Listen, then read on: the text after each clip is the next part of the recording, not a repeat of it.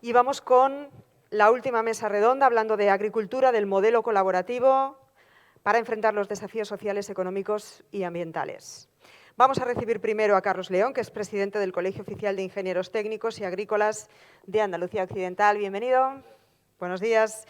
Jaime Martínez Conradi es director general de Cooperativas Agroalimentarias de Andalucía. Jaime, buenos días. Muy bienvenido. Toma asiento, por favor. Gloria María Martín, secretaria general de la Confederación Hidrográfica del Guadalquivir. ¿Qué tal, Gloria María? Y Jesús Orcaray, gerente del Grupo de Desarrollo Rural del Medio Guadalquivir. Jesús, hola, muy buenos días, encantado. bienvenido. Aquí. Sí, por favor. Yo creo, Jesús, que podríamos empezar contigo, que tienes que esto de empezar es duro, ¿no? Sí, es duro. Es duro, sí. Y romper... Pero tienes la importancia que tienes, ¿te también parece? También es cierto. Venga, yo creo que podemos primero escucharle, después lanzaremos las cuestiones. También todas aquellas personas que quieran intervenir o que quieran plantear alguna pregunta, después pasaremos un micrófono y será interesante también escucharos, no solo preguntas, sino vuestras aportaciones. Jesús. Sí. Tenía una presentación... Adelante. Allí. Sí. O sea, más duro todavía. Bueno, buenas tardes a todos. Muchísimas gracias a la organización del Congreso por contar conmigo, por contar con mi organización y por darnos una oportunidad de mostrarlo lo que somos y lo que hacemos, ¿no?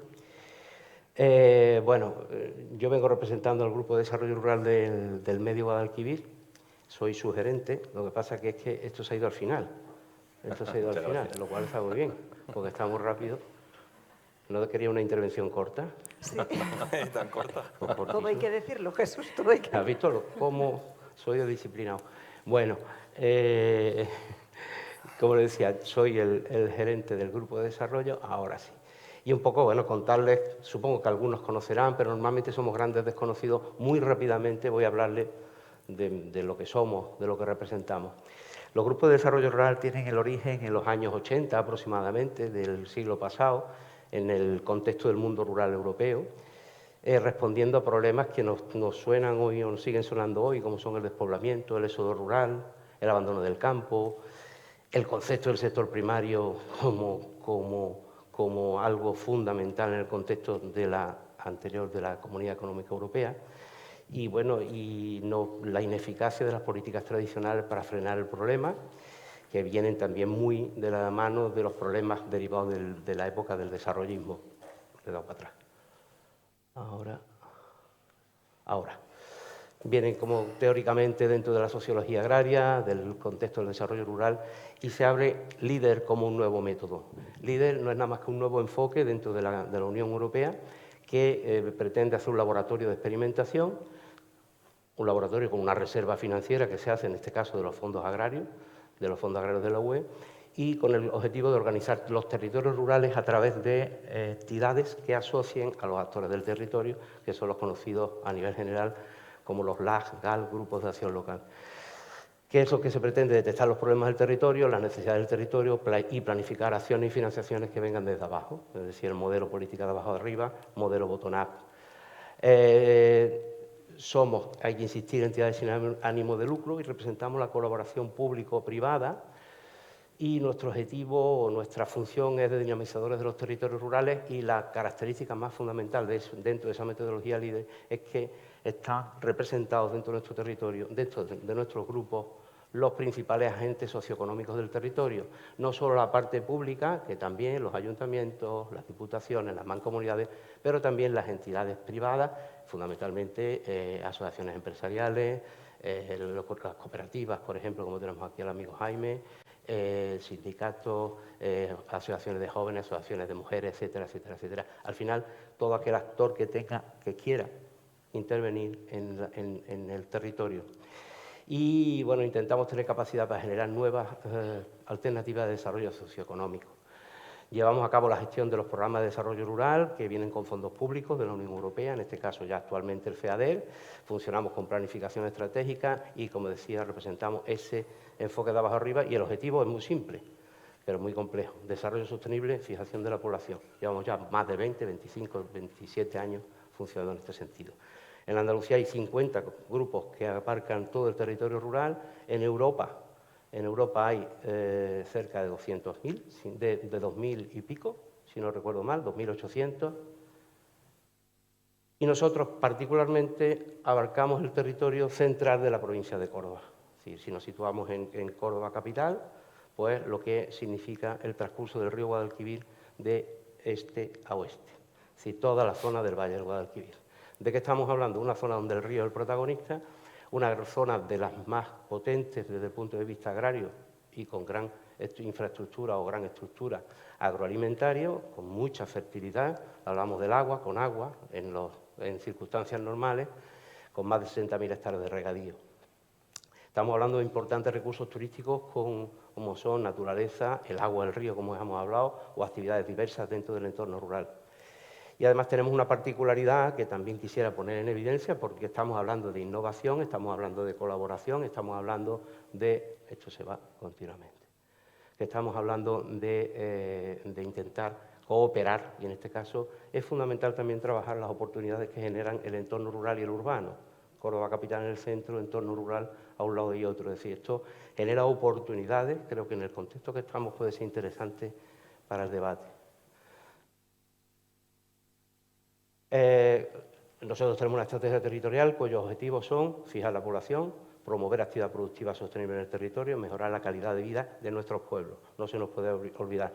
En un contexto de freno del despoblamiento, de generar oportunidades en el mundo rural y generar valor.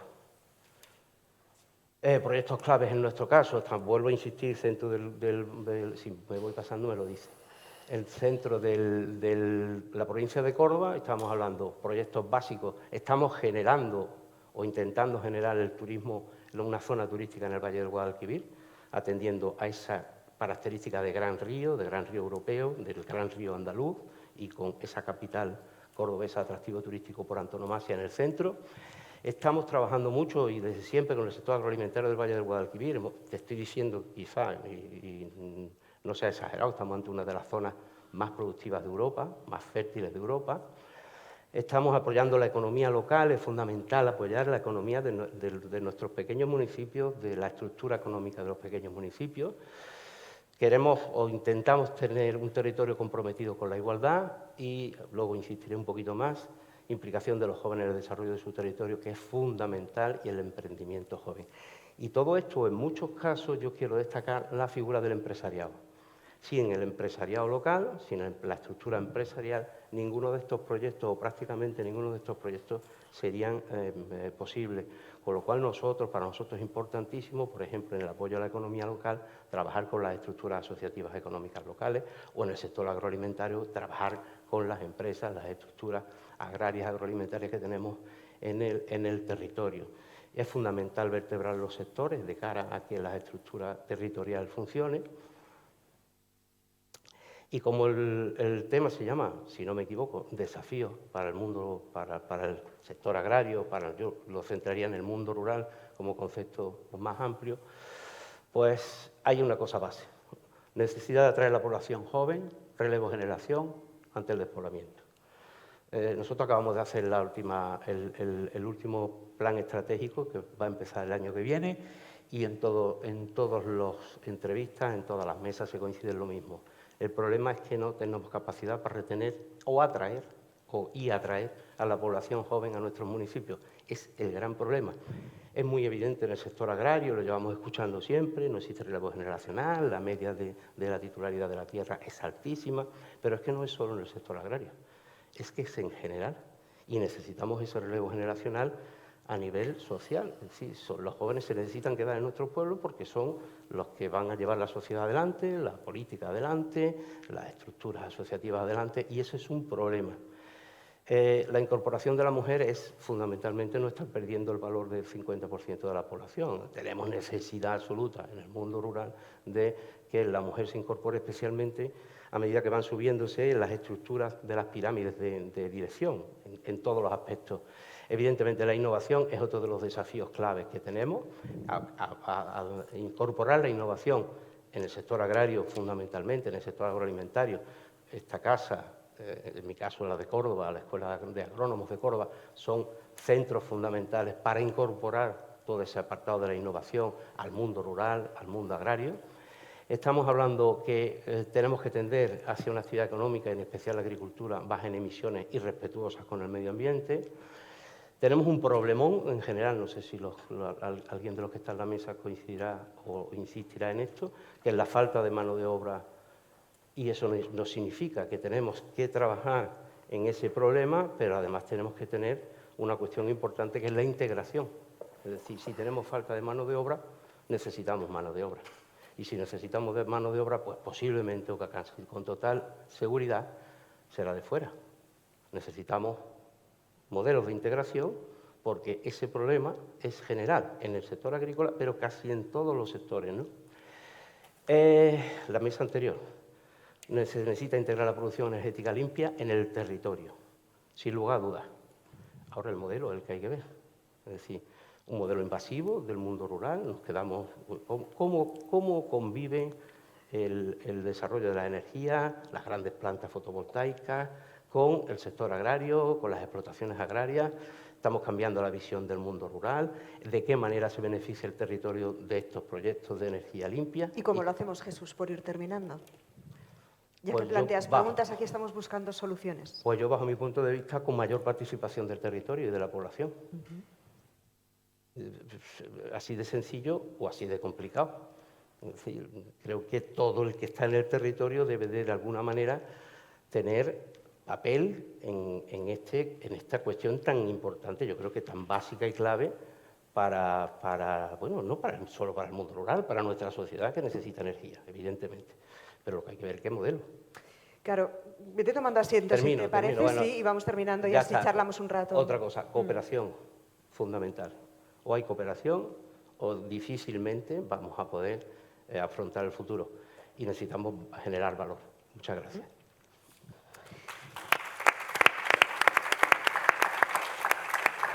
Gracias, Jesús. Claro, has dicho implicando al tejido asociativo, al empresariado, fomentando el empleo juvenil e intentando que no haya ese éxodo de las personas jóvenes, implicando también a la mujer. Claro, a mí se me antoja un poco complicado que todo el mundo, y la palabra voluntad te está saliendo mucho, que todo el mundo esté remando en la misma dirección.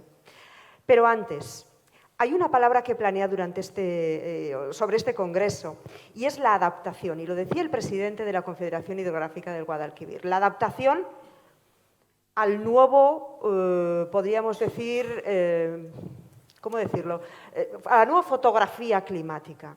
Y yo aquí quería preguntarle a nuestra invitada, a Gloria María Martín, que es secretaria general de la Confederación Hidrográfica del Guadalquivir, ¿de qué manera vamos a conseguir esa adaptación innovando socialmente? Bueno, buenos días. Muchas gracias a la organización porque, bueno, las administraciones públicas es verdad que a veces nos cuesta explicar a qué nos dedicamos y qué hacemos. Entonces, esta es una muy buena oportunidad. Mi presidente ayer ya os hizo una buena introducción sobre esta problemática y la gestión del agua tan importantísima para la agricultura, sobre todo la agricultura de regadío. Claro, nosotros... parte de la normativa, nuestros planes hidrológicos, que se elaboran en las confederaciones en gran parte, luego se aprueban en Madrid, tienen en cuenta los usos, las demandas y también los recursos disponibles. Y se hacen unas previsiones durante el ciclo hidrológico. ¿Qué pasa ahora? Que no pasaba en los anteriores planes hidrológicos.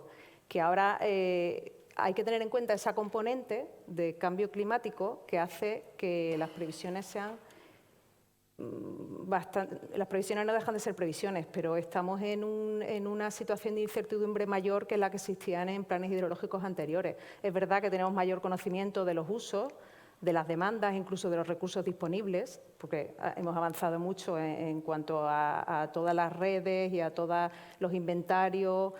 Tenemos mucha más información, pero las previsiones son mucho más difíciles de hacer. Es complejo. Entonces, digamos que los planes hidrológicos introducen esa cautela, ese margen de error que parece que va a ser mayor que en anteriores planes y que hay que tener en cuenta.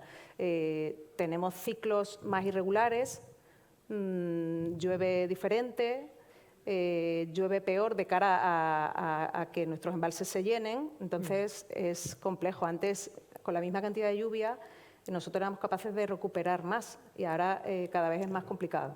Entonces... Discúlpame, quiero incorporar a todos, podéis intervenir cuando queráis. Mi pregunta es si con la cautela y la incertidumbre se puede proyectar. ¿Se pueden tomar decisiones a futuro? No nos queda más remedio. ¿Pero cómo lo hacemos si estamos pendientes de el clima tan cambiante mucho más que antes? Pues mira, por ejemplo, la experiencia que ya hemos tenido han sido estos últimos años de sequía, que aunque de cara a la ciudadanía se ha empezado a hablar de sequía yo creo que hace un año, año y medio, cuando ya han saltado noticias más relacionadas a lo mejor con problemas de abastecimiento a la población, que son, hombre, evidentemente son más alarmantes y digamos que crean más, más alarma y la población se preocupa más que en el sector del regadío, que, bueno, pues es lo que hablamos, es un sector que es más del ámbito profesional, pero fuera de aquí la gente no es tan consciente de lo que conlleva la agricultura, de los problemas de la agricultura. En estos foros todos somos conscientes, pero la ciudadanía yo creo que no tanto, ¿no? Salvo que haya, y llevamos varios años de sequía en los que la Confederación, por lo que nos atañe, nosotros gestionamos más de 50 embalses. Y bueno, todos los años nosotros tenemos varios órganos colegiados, también en nuestros órganos intervienen los usuarios, como no puede ser de otra manera, tanto abastecimiento, agricultura, industriales y bueno, todos los usos que conllevan consumo de agua. Y la Comisión de Desembalse todos los años tiene que decidir, con los datos que tiene, viendo cuál es el volumen que tenemos almacenado de los embalses, las demandas que hay, los usos que hay autorizados, y la previsión, y una previsión de cuánto podría ser lo que pudiera suceder durante el año hidrológico. Y en base a eso, al principio de la campaña de riego, en abril, se reúne la Comisión de Desembalse y decide cuánta agua se va a desembalsar. O sea, es que no tenemos más remedio todos los años que decidir cuánto vamos a desembalsar. Y además, bueno, pues cuando son años buenos es bastante fácil tomar las decisiones, claro, pero cuando hay años malos y además no sabes cómo va a ser el año siguiente, como ha pasado en este ciclo que llevamos, que esperemos que revierta un poquito y podamos respirar todos mejor, pues se han tomado decisiones muy duras, y además decisiones muy duras que además se tomaban pensando que es que a lo mejor el año siguiente podía ser algo peor. Ha sido con cierta cautela, porque no sabemos qué es lo que viene detrás. Y bueno, creo que de momento se han tomado decisiones adecuadas, porque han sido años duros, pero bueno, seguimos con un nivel de recursos embalsados aceptable. Pero claro, no tenemos todos los datos, evidentemente, no sabemos qué va a pasar, no sabemos qué va a pasar dentro de un mes siquiera. Claro, y no sabemos entonces lo que pasará en el 25. Según algunos datos a los que he tenido acceso, la demanda será de 9.000 millones de personas.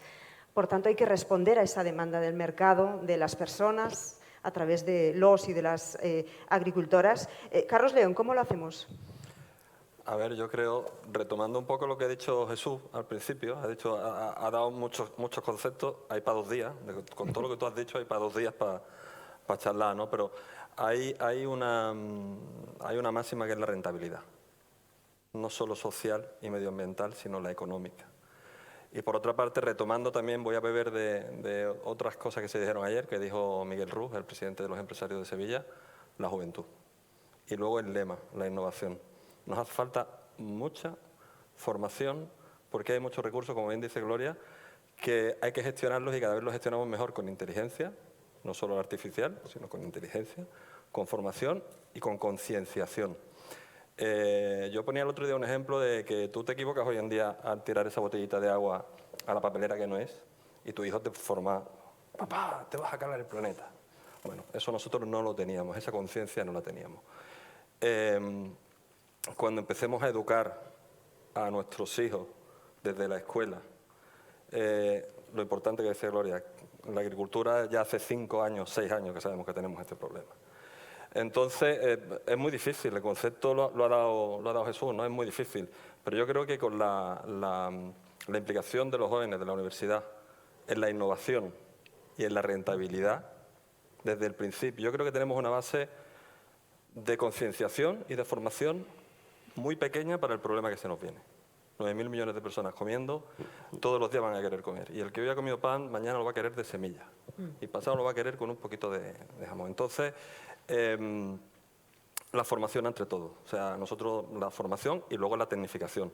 ¿Y quiénes son esos? Pues los jóvenes. Los jóvenes son los que, si tú le das la opción de tener una buena vida fijándolo en la población rural, se van a querer quedar. Porque ya empiezan a ver, y bueno, ayer había más jóvenes todavía, ¿no? Pero ya empiezan a ver estos jóvenes que no están tan implicados, son pocos todavía, ¿no? Como el tema de la voltaica, un 5%, que no están tan implicados en tener un supersueldo y entrar en una sociedad sino que ya empiezan a mirar para el campo, ¿no? A mirar a lo rural, ¿no? Y ahí falta otra cosita más que yo pondría, ¿no? El ocio. Todos pensamos en que haya colegios, en que haya médicos, en que haya... Necesitan ocio los jóvenes. Entonces, es un cóctel ahí, que el primero es la rentabilidad, porque la rentabilidad tiene que estar, por desgracia, ante todo, pero yo diría que hay un cóctel sobre todo de formación y de información desde el inicio. Los jóvenes, Jaime, están interesados en crear, ya que estamos hablando de emprendimiento, cooperativas y en formar parte de ellas y de todo lo que rodea. Pues sí y no. Sí, no. Yo creo que aquí se han dicho dos o tres cosas que son clave y fundamentales para esos jóvenes. Es decir, ¿qué quiere un joven? Estabilidad. ¿Vale? Y para tener estabilidad, lógicamente, necesita que la actividad en la que se vaya a dedicar sea rentable. Un joven quiere estabilidad hoy en día. Cuando éramos jóvenes, queríamos estabilidad. Cuando hablo de estabilidad económica, es decir, Ya. yo creo que Pero sí. hoy los jóvenes trabajan y viven por la estabilidad. ¿No tendrán una mentalidad más cortoplacista, más trabajar por un proyecto de 9 meses y buscar otra cosa? Seguro que el joven busca, o entre sus prioridades está la estabilidad. Es una pregunta, ¿eh? Lo que primero pregunta un joven hoy en día, tengo familiares, sobrinos que acaban de empezar la carrera, hijos que acaban de empezar la carrera. ¿En esta carrera cuánto se gana? Es lo primero que te preguntan. No es así. Yo no me encuentro esos jóvenes. Pues cada día los ¿Será hay que en más. el norte somos de otra manera? Cada día o sea, ¿cuánto se gana aquí? Y digo, bueno, pero ¿no quieres un proyecto de vida? Bueno, sí, pero yo quiero empezar ganando... Oye, los proyectos de vida se construyen desde la base, ¿no? Entonces yo estoy de acuerdo con Jaime porque ellos piensan que es su estabilidad.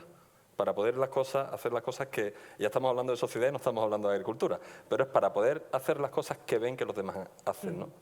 Entonces, volvemos, insisto, en lo de la formación y la información desde muy pequeños en el problema que se nos viene, lo hablábamos esta mañana, ¿verdad, Loña? La soberanía alimentaria. Sí. A mí me preocupa, somos el 7% del PIB mundial y vamos a tener dinero muy limpio, no contaminado, pero no vamos a tener a nadie a quien comprarle el alimento, porque lo vamos a tener muy lejos. Entonces esa concienciación tiene que empezar desde abajo. Seguimos abriendo la nevera y abriendo leche enlatada, sin lactosa, y de la otra, y de la otra, y de la otra. Y nadie sabe lo que hacemos en el campo. Nadie sabe Absolutamente. a dónde llega su apertura de nevera. Entonces la formación y la información es fundamental. Los ingenieros nos dedicamos a hacer los procesos más rentables y más efectivos. Pero si no hay procesos porque se van fuera, ¿en qué trabajo yo mañana? ¿No? Me explico. Desde mi punto de vista es muy importante. O sea, somos el 7%, que el chino es el 20%, y el pakistaní es el 11%, y el indio es el 15%. Y se ponen los tres de acuerdo, Estamos muertos. a ver qué comemos. Pero yo creo que en los sectores económicamente rentables existe ese relevo generacional. O sea, eso no hay duda. O sea, tú te vas a las zonas costeras, hortícola en Almería, tropicales en Málaga, ahora con el problema del agua, pero bueno, y en Huelva, pues los berries. Hay relevo generacional. Vuelvo a insistir, en la sostenibilidad, aquí se ha hablado antes de sostenibilidad en los ámbitos y todo el mundo hace esfuerzos por decir, ¿qué hago yo? Que la sociedad lo valore. Bueno, el modelo nuestro, el modelo cooperativo, per se llevan al ADN la sostenibilidad. O sea, los objetivos de desarrollo sostenible forman parte de nuestro ADN, en el caso cooperativo, incluso de nuestros agricultores, porque realmente cuando uno piensa que el agricultor, ganadero, que forma parte de una cooperativa, y los que no, en general, no quieren cuidar el medio ambiente, eso es falso. O sea, Carlos está comentando hijos de, ¿no? Pues nosotros lo que pretendemos es que nuestros hijos sigan viviendo en nuestras explotaciones, si son rentables, lógicamente. Lo que no queremos es dejarle un muerto, ¿no? Entonces, si es rentable los cultivos, en este caso la actividad, va a haber relevo generacional. Otra cosa es que haya problemas de acceso a la tierra, que haya problemas de... Pero en general va a haber relevo generacional, ¿no? ¿La clave dónde está? Pues en parte, está aquí Gloria, en el agua. O sea, el año pasado lo hemos vivido todos, lo hemos vivido todos. Nuestra organización, nosotros somos 641 cooperativas en Andalucía. Facturamos el año pasado por encima de 11.000 millones. El 80% se exporta, somos la despensa. El cooperativismo De cada 10 kilos que se producen en Andalucía, 6, 7 están en manos de una cooperativa. Yo soy agricultor y los 300.000 agricultores que formamos parte de las cooperativas vendemos a Europa, a Estados Unidos, somos líderes en aceite de olivo ya en Estados Unidos, cuando hace pocos años era Italia, porque vendía nuestro aceite. Yo creo que el problema está en que si no tenemos esa rentabilidad y que nos la va a dar el agua, es decir, si no tenemos esa estabilidad, no podemos estar pensando, como ha dicho Gloria antes, en que llueva. Ha llovido 200 litros. Ahí está la clave. ¿Pero y qué Con hacemos? agua. Porque queremos sacar conclusiones de aquí. ¿Qué hacemos? Si no miramos al cielo, no tenemos agua como hemos tenido esta pasada noche, por ejemplo. Bueno, hay muchas líneas en las que se puede seguir avanzando. ¿En qué estáis muchas líneas de trabajando ahora mejora. mismo? Nosotros en Confederación, por ejemplo, como administración, que claro, nos sentimos responsables, o sea, sabemos que todas las medidas que nosotros adoptamos influyen en todos estos usuarios a su vez que, bueno, que no solo pueden estar mirando al cielo a ver si llueve y que, bueno. Entonces, nosotros, por una parte, hay que mejorar el conocimiento, por supuesto. Tenemos una oportunidad muy buena ahora en cuanto a la digitalización. Nosotros estamos ya, incluso, tenemos muchas señales de contadores de los usuarios que están autorizados, que ya llegan directamente, no hay que leer un contador, no tiene que ir un guarda nuestro a leer un contador, ya muchas nos llegan directamente a nuestra red, digamos. También de aguas subterráneas. En Doñana tenemos un proyecto en el que todas esas señales también las vamos a monitorizar, todo lo que sea conocimiento hace que la gestión sea mucho más eficaz. También en zonas ilegales, también hay riegos que no están autorizados y que cada vez somos capaces de verlo antes y de manera más fácil que hace 20 años que había que mandar un guarda expresamente a ir por el campo a ver qué se estaba haciendo. Y bueno, eso, todo lo que sea conocimiento ayuda también a esas previsiones que hablamos. También por parte de los sectores, nosotros ya os comento, los usuarios están metidos en nuestra organización, tanto nuestra Junta de Gobierno, que es la que toma grandes decisiones, al menos un tercio tiene que ser los usuarios, son vocales, o sea, ellos también deciden con nosotros, no solo es el presidente, el secretario, el comisario, también los usuarios y también las comunidades autónomas y los ayuntamientos, también están dentro de la organización. Ellos también nos ayudan, hacen sus solicitudes, ellos conocen el campo, ellos son los que están ahí y están en el terreno. Entonces, ¿Y qué tal es la relación, Jaime? Es buena, ¿no, Gloria? Vamos a ver. Sí, ¿no? Yo creo que hay de todo, como la viña del Señor. Si le preguntas a un regante, te va a decir que es buena, y si le preguntas a alguien que no tiene riesgo, va a decir que es mala. Y si te lo pregunto a ti, Pues si me lo preguntas a mí, te diría que sé que el trabajo de la Confederación Hidrográfica, habla del Guadalquivir, es complicado, no complicadísimo, ¿vale? Pero yo creo que todos tenemos que hacer autocrítica. Y yo creo que hay que darle una vuelta de tuerca a la gestión que hemos estado haciendo hasta ahora en el agua. Todos, no hablo de la Confederación, digo todos. Es decir, el agua no puede ser un concepto de cada uno. El agua tiene que ser un concepto desde el punto de vista estructural.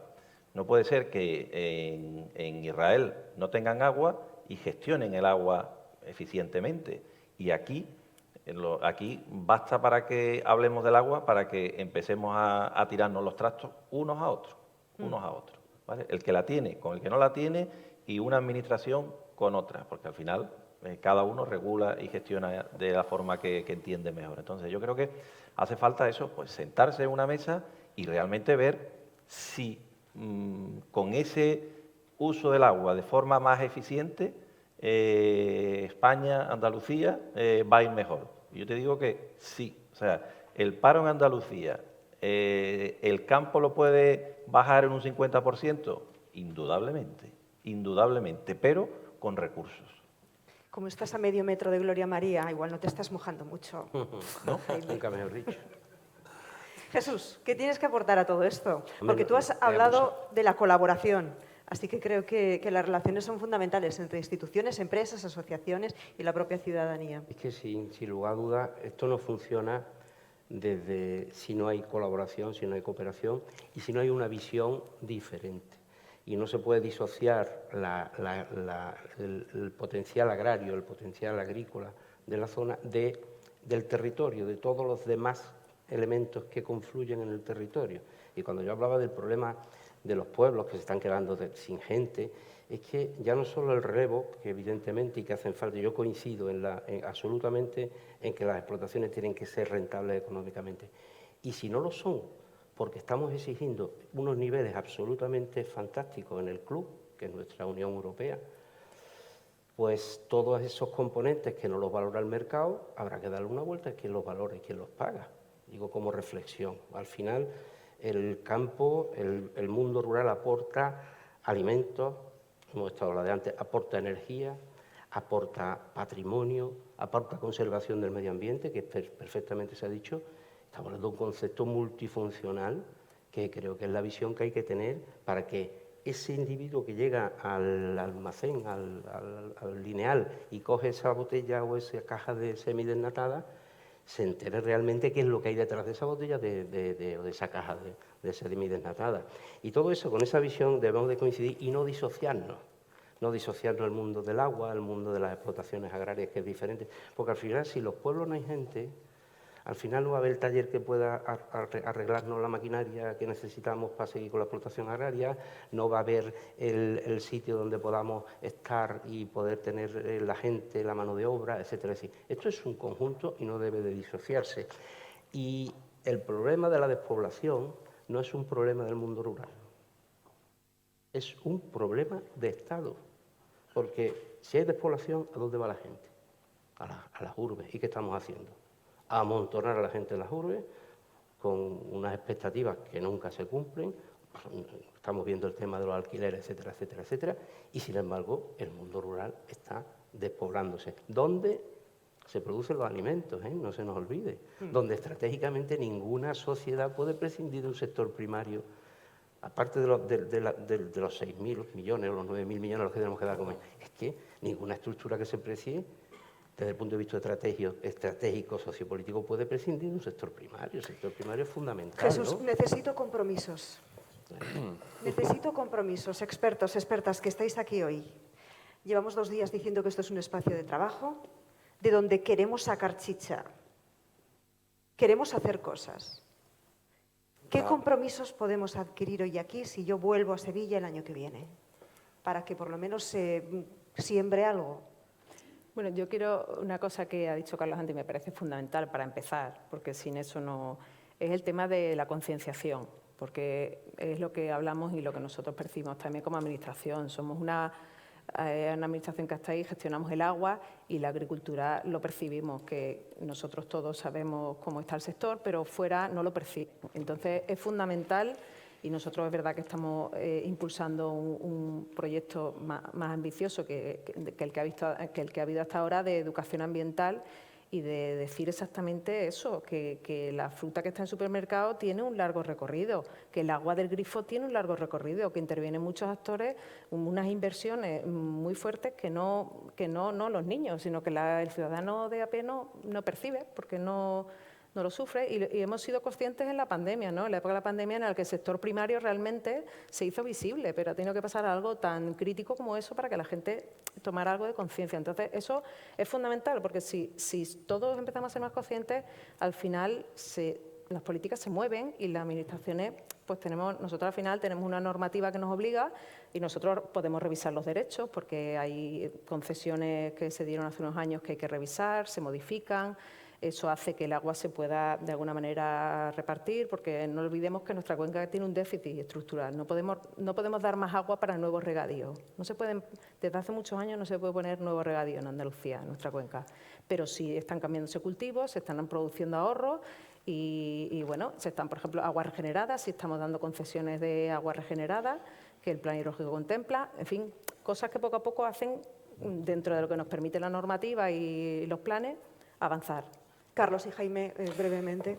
Breve, hasta donde nosotros podemos hacer el compromiso, y ya que estamos en un Congreso de Innovación Social, es apoyar a las iniciativas que hay. Hay iniciativas muy bonitas que hemos hablado estos días del tema del Duero con el Guadalquivir, sí, y de dar un valor a ciertos sitios donde la administración no llega, poder con iniciativas innovación social básicamente, apoyado en cooperativas, que normalmente la mayoría de esas pequeñas explotaciones se agrupan en cooperativas porque no tienen la capacidad suficiente para sortear el otro compromiso que adquirimos, que es decirle a nuestras administraciones públicas que cuando legislan desde Europa, y legislan para toda Europa, pero toda Europa no es igual.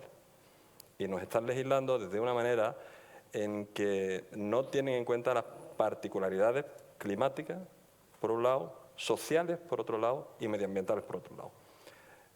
Y ellos venden coches y nosotros vendemos comida.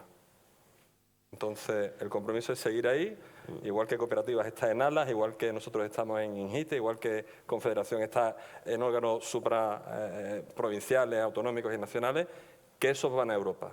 El compromiso es seguir dando caña para que de verdad nos oigan y vean nuestras particularidades. Jaime. Pues mira, yo voy a poner un ejemplo para que... Brevemente, ¿verdad? Muy breve. De los que conocen Andalucía, el Valle de los Pedroches. Si no estuviese COBA hoy en día en el Valle de los Pedroches, el 100% de las ganaderías no existirían. Y el 50% de la población que está asentada en esa zona no existiría. Y hoy en día se conocería esa zona de los Pedroches por la muerte de Paquirri, únicamente. Y no se la conoce por lo que es la industria en este caso, ganadera que hay en día. Entonces, hay que potenciar, digamos, proyectos, tractores en distintas zonas con el apoyo de cooperativas que sean referencia. No puede ser cualquiera, porque por desgracia no todos valen, ¿no? Y con esos proyectos, seguramente, el modelo que COBA perfectamente ha sido capaz de asentar en esa zona, que eso es un erial, hoy en día, digamos, es el motor económico que da, en este caso, de beber leche a prácticamente el 30% de España. Vamos a agradecer a Carlos León, a Jaime Martínez Conradie, a Gloria María Martín y a Jesús Orcaray que hayan participado en esta mesa. Muchísimas gracias. Muchas gracias. A vosotros.